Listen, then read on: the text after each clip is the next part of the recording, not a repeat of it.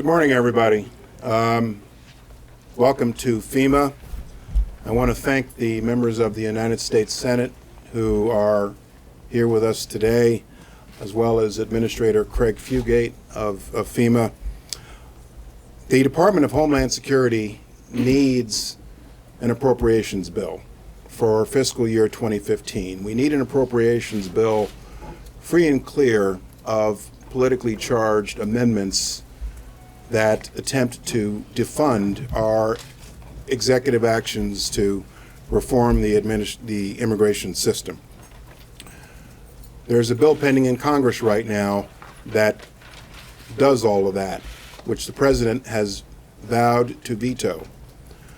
The budget of the Department of Homeland Security in these times should not be a political football. We need an appropriations bill free and clear of politically charged amendments that attempt to roll back our immigration reforms.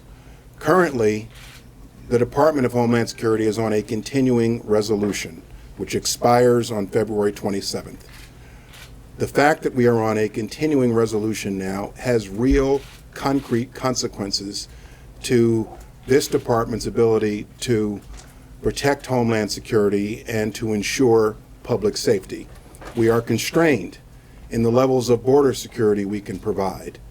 We are constrained from our grant-making activity to state and local law enforcement, to fire chiefs, to emergency responders in jurisdictions, in cities and states all around this country. As long as we are on a CR, we are not permitted to engage in new spending initiatives for fiscal year 2015, many of which governors and mayors from the states represented in the United States Senate are constrained and cannot fund vital Homeland Security initiatives. There are things that the Secret Service needs in this coming presidential election year that need to be paid for. As long as we are on a CR, we are hampered in our ability to provide aviation security, maritime security, border security, port security, cyber security, and a whole host of initiatives across our Homeland Security missions. I'm pleased that the members of the Senate who are here with me today support us in our efforts to get a clean appropriations bill for FY15. This is vital to Homeland Security. I issued a statement this morning which specifically outlines the impact on our grant-making ability, which I hope all of you have, as long as we are on a continuing resolution. Secretary Johnson and Craig, thank you for hosting us today.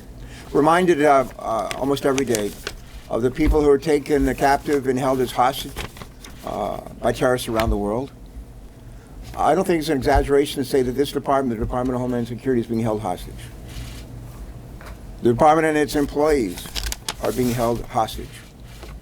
They're not going to be able to do the important work that they need to do to make sure that our airplanes are safe, to make sure that our airports are safe, to make sure that our ports throughout this country are safe, to make sure that our borders are secure, to make sure that we can stop people that are trying to move human trafficking, human beings throughout our borders and across our country, to make sure that the trafficking of illegal drugs is better controlled.